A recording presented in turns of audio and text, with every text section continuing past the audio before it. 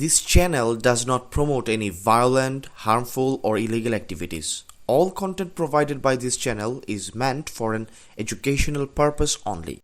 2007 সালের সেনা সমর্থিত তত্ত্বাবধায়ক সরকারের ডিপ স্টেট প্রতিনিধি ছিলেন ডক্টর মোহাম্মদ ইউনুস।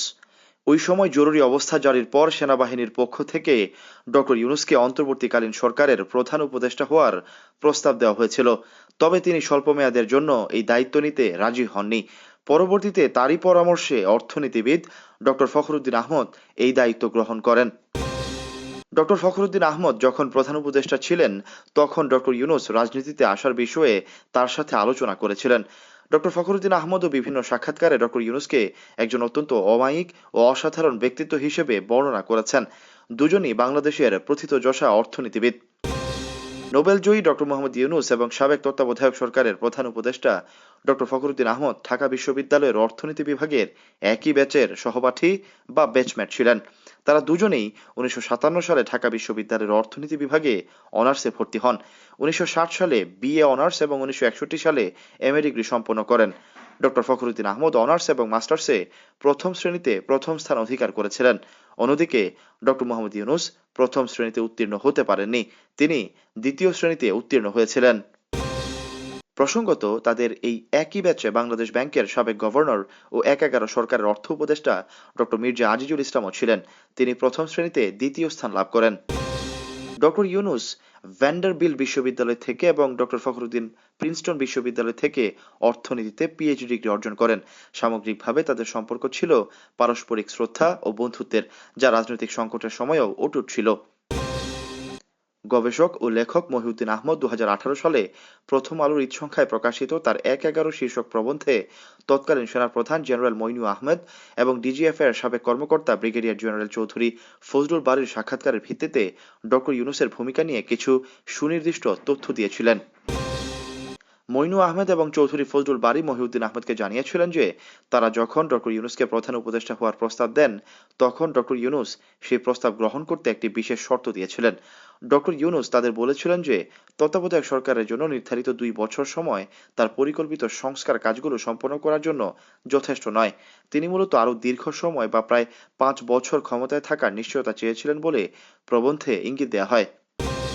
মহিউদ্দিন আহমেদের মতে ডক্টর ইউনুস 2 বছরের কাঠামোয় থাকতে রাজি না হওয়ায় সেনাবাহিনী অন্য প্রার্থী খুঁজতে বাধ্য হয় এবং শেষ পর্যন্ত ডক্টর ফখরুদ্দিন আহমদকে নিয়োগ দেওয়া হয়। ডক্টর মোহাম্মদ ইউনুস স্মৃতিকথা তার ইভেন্টস অফ জানুয়ারি 10 and 11, 2007 শীর্ষক ইংরেজি নিবন্ধে নিজেই এই বিষয়টি স্বীকার করে নিয়েছেন। 2018 সালের 24 জুন বাংলাদেশের ইংরেজি দৈনিক দ্য ডেইলি স্টারে প্রকাশিত হয়েছিল। ডক্টর ইউনুস এই নিবন্ধটি লিখেছিলেন মূলত গবেষক ও লেখক মহিউদ্দিন আহমেদের একটি নিবন্ধের প্রতিক্রিয়ায়। সেখানে তিনি বর্ণনা করেন যে 2007 সালের 10 জানুয়ারি বিকেল 5:30 তৎকালীন সেনাপ্রধান জেনারেল মইনু আহমদ তাকে ফোন করে প্রধান উপদেষ্টা হওয়ার প্রস্তাব দেন। কয়েকজন শীর্ষ কর্মকর্তা সে সময় ইউনুস সেন্টারেও গিয়েছিলেন। সেনা কর্মকর্তারা 3 ঘন্টা তার অফিসে বসে তাকে রাজি করানোর চেষ্টা করেছিলেন এবং পরদিন সকালে আবারও আসার কথা বলে বিদায় নিয়েছিলেন। পরদিন অর্থাৎ 11 জানুয়ারি সকাল 10টার দিকে যখন ডক্টর ইউনুস তার সহকর্মীদের কাছ থেকে তার বন্ধু ডক্টর ফখরুদ্দিন আহমদের শপথ গ্রহণের খবর পান তখন তিনি ব্যাপক মানসিক চাপ থেকে মুক্তি পেয়ে স্বস্তি অনুভব করেন এবং হাঁফ ছেড়ে বাঁচেন বলে উল্লেখ করেন গবেষক মহিউদ্দিন আহমেদের লেখার প্রতিক্রিয়ায়। ইভেন্টস অফ জানুয়ারি 10 and 11, 2007 শীর্ষক ওই নিবন্ধে ডক্টর ইউনুস স্পষ্ট করেন যে তিনি কোনো -2 ফর্মুলার সাথে যুক্ত ছিলেন না এবং কোনো চাপে পড়ে নয়, বরং নীতিগত কারণেই তখন সরকার প্রধানের দায়িত্ব নেননি। ডক্টর মোহাম্মদ ইউনুসের প্রতিবাদ থাকা সত্ত্বেও গবেষক লেখক মহিউদ্দিন আহমদ তার লেখার বক্তব্যে অটুট থাকেন।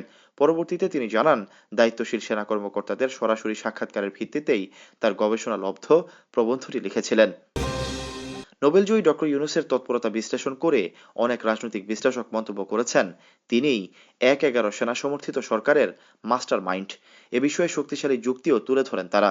সেনা সমর্থিত তত্ত্বাবধায়ক সরকারের সময় রাজনৈতিক সংস্কার ও নতুন ধারা রাজনীতি প্রবর্তনের প্রচেষ্টা চালান ডক্টর মোহাম্মদ ইউনুস।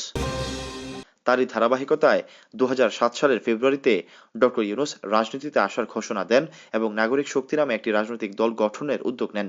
তিনি বিশ্বাস করতেন যে দেশের বিদ্যমান রাজনৈতিক সংস্কৃতির পরিবর্তন প্রয়োজন। দল গঠনের প্রক্রিয়া হিসেবে তিনি জাতীয় দৈনিকে দেশের নাগরিকদের উদ্দেশ্যে 3টি খোলা চিঠি লেখেন এবং তাদের মতামত প্রত্যাশা করেন। কিন্তু প্রত্যাশিত সাড়া পাননি ডক্টর মোহাম্মদ ইউনূস।